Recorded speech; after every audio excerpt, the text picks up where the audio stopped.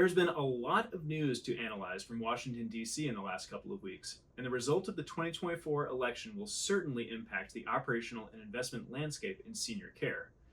But we are still wrapping our heads around perhaps the most consequential news of late for the industry, which was the Supreme Court's overruling of the Chevron doctrine, the 40-year judicial standard that had given a lot of leeway for administrative bodies to interpret statutes and implement regulations across the country.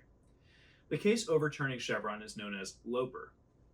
Now, it is up to the courts to determine those administration's regulatory powers, and ultimately, Congress will hopefully be much clearer when creating new regulations and statutes.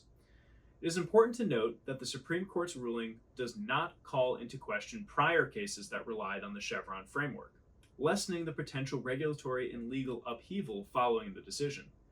But going forward, we can expect to see more legal challenges against new regulations, and the challengers will likely find more success. HHS would theoretically be more cautious in the future when creating new rules and will move slower. That's good from an investor's perspective when evaluating stroke of the pen risk in certain sectors. Another good thing is that the minimum staffing rule stands a very small chance of actually being implemented now, since the current legal challenges will not take Chevron into consideration.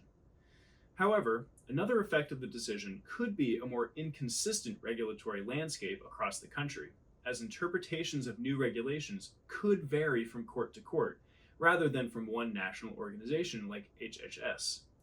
So the attractiveness of different operational and investment markets from an M&A perspective could hinge on either liberal or conservative makeups of their respective district courts.